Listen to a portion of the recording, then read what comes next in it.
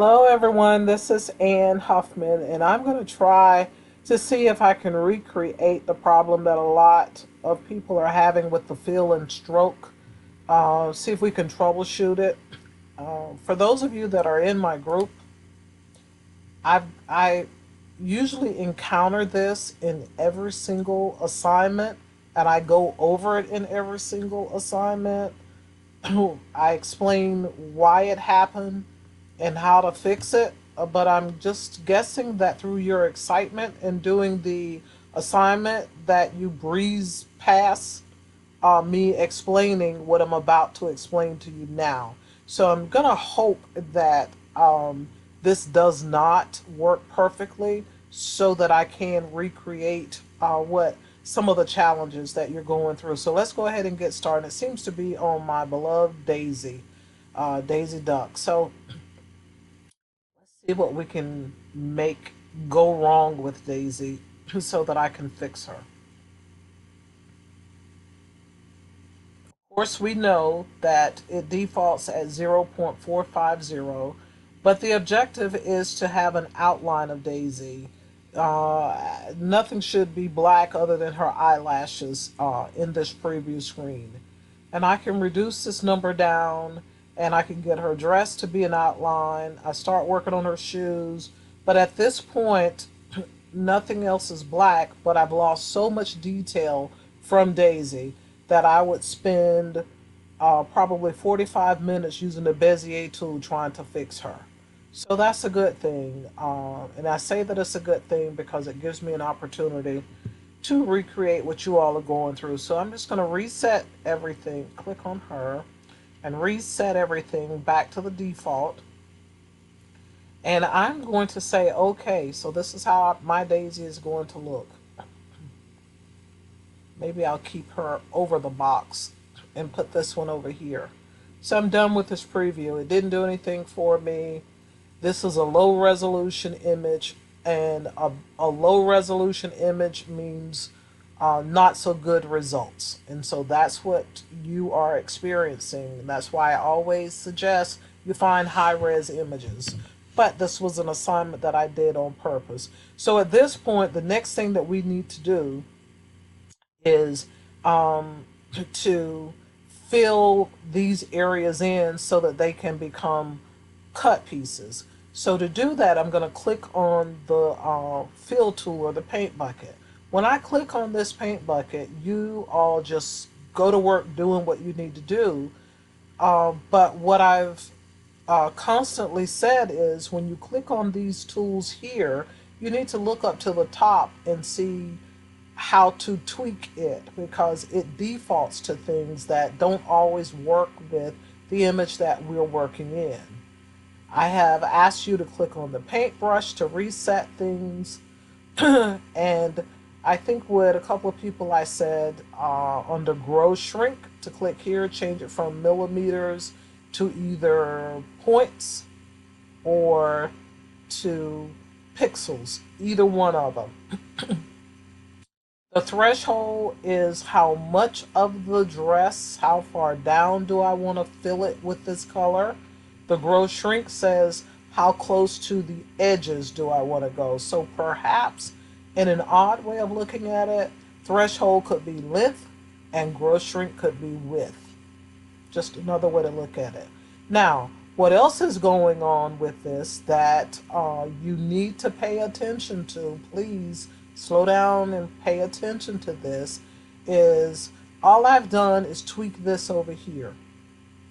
Inkscape is saying down to the bottom, I don't know if you can, I can't see it because my recording icon is there, but fill it says NA, stroke it says NA, but up here in this top right hand corner is saying that I am going to fill it with this orange color that I used here. It was the last thing that I filled. So Inkscape held on to it. It doesn't know I want to do something different. And the black is the stroke, which is going to be the lines on the outside of it. Obviously, I don't want two colors. So I'm going to have to get rid of one depending on what it is that I'm going to be working in. If I'm trying to connect gaps, I'm going to work with stroke, which means I need to get rid of the fill because I'm not filling something in. I'm trying to draw a line that Inkscape calls a stroke. If I'm done making lines or strokes and I want to fill something in, I need to close the stroke. So when you have both of them together, this is what you get. The stroke is the outline, and the fill, of course, is that orange. We don't want that. So I'm in the fill mode. I'm not doing stroke typing anything anymore. So I'm going to go over here to the properties and click on it. And this cusp thing here, icon, it wants to help guide me with how much I need to fill or where to place things. I don't want that. I want to do it on my own. It is enabled by default. So I'm going to click on it and disable it so I can move things the way I want to move them. Now the first thing is I need to get rid of this stroke. I don't want a stroke. So I'm going to click over here under stroke and put an X. Now all I have, as you can tell, is a fill. And it will stay on fill even if I decide I want to make some lines or strokes. I have to go back up there and manually get rid of fill and work on stroke. So stay abreast of what it is that you're doing because you have to tell Inkscape that. When you change your mind and you want to go from one feature to another, you have to tell Inkscape that. So that is some of what the problem is. So I have her dress here, this orange. I'm going to hold my shift key down and get the shoes, get the train, I'll get the bracelet. I'm not sure how much of this necklace I can get. Some of you are super good. I got that part of the shoe and I'm good. So I'm going to go back to my select tool and drag this over here at this point.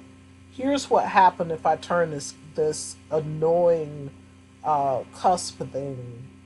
It should start to appear because it wants to tell me if you let go now, I'll put it where it belongs. Well, I don't want it to, so I'm going to disable it. So I hope someone is watching that, so you know that's you won't be wondering what's going on with it. I'm doing a video on fill and stroke, but I'm also telling you about this snapping thing that's there. So that's this one, and all I have to do is click on the dropper and click on the red dress, and I have that. So the only thing left for me at this point with her is this necklace. I didn't break her apart because I'm not going into that step 2 of making an SVG. But this necklace I feel is going to give me problems because my eyesight is not the best. So I'm going to hold the control key down. Let me just go back here and click off of it. Off. I'm going to hold the control key down and I'm going to use my mouse wheel and enlarge this. I'm not making Daisy bigger. I'm zooming in because I need to see this necklace area here. And I'm actually going to move her closer because I've done everything else. I just need it really close for me. You may not need Daisy to be this up close and personal, but I do. So I'm still zooming in. And so now I'll go back to my fill tool. And because I didn't do anything on stroke, I don't have to remove the stroke. I'm still on fill. I've made it bigger. I changed this. For some reason, it went back to millimeters. So I'm going to click on it. And either one, points or pixels, is your call. So at this point, I have the threshold at 15, which is saying how much do I want. 15 might be too high of a number because it's a small area. So you have to tweak that number up and down. You may have to tweak this number left and right. So I'm going to change from red because that's red and I can't see if I'm doing something right if they're the same colors. I can't. You might be able to. So I'm going to click here, and that was too much because I don't have my lines in between, just as I sort of figured. So I'm going to undo that and reduce this number down, say to 10, because I just really want to get that piece. That's good enough for me.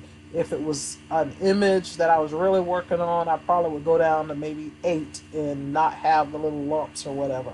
But that's not the purpose of this video. So I'm going to hold the shift key down and click the other areas in there. Might have to have zoomed in even more so that they're not linked together like this. It's the technique that I'm showing you, not in getting it perfected. Now I move it over here with it highlighted. I will highlight it and click the dropper. I can click on this dress and get my red color. So that is all that there is to what you have been so frustrated with. But again, and I've said this in responses, is that the fill and stroke you have to keep your eye on what Inkscape says it's working on, not what you're working on. What does Inkscape say that it's working on? And it normally keeps the very last thing. Now all I have been doing is fill. Now if I go over here to this Bezier line, and um, there's nowhere to put another line, but I'll make a line right here. So if I go over here to draw a line, now I'm on stroke. I don't have a fill, and I'm just going to draw my line over here and do my stroke. Clicking on it, it goes to this millimeters. I don't use that. I use points or pixels, and I'm just increasing it so that it gets thicker or whatever with that. Excuse me. And so now I say that I'm done with it and I want to fill it in. So I'll go back now to fill. And it did not do it for me, but most times it will still hold that black stroke line. And that's how you get both of them, because you're going back and forth. Or the last thing that you worked on in Inkscape had something to do with text or something with the pencil or the Bezier or the pen tool. You were making a stroke of some kind.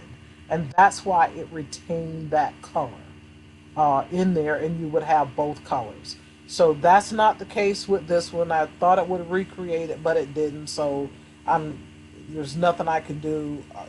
I wish that it would have. The other area, and I don't know if you can see it, but down here at the bottom left, under fill, I can right click on there and I can say edit the fill, or I can say remove the fill. If I'm working in stroke, I can come here and say remove the fill. Or I can come over here to fill,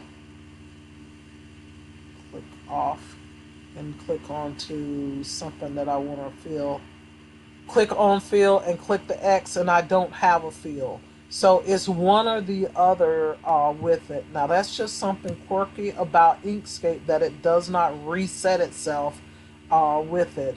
And you may not work in Inkscape for a week, but when you open it back up, if it says, if the last thing you were working in was a stroke or a fill, it's going to be up there. So just start paying attention to more than just what is in the center of your screen. You need to look at what Inkscape is saying is going on. And I hope that this tutorial helped you to be less frustrated with what it is that you are trying, that whatever it is that you are trying to achieve. Please post whatever your questions are on this. I'm here to help you, but I cannot stress enough that when you click on any of these tools on the left, look up here on the status bar and see how to tweak them. Something is going on up here. And the stroke and the fill, look up here in this top right or look down here in the top, in the bottom left, and that's what's going on. So I hope this helped you. Have a good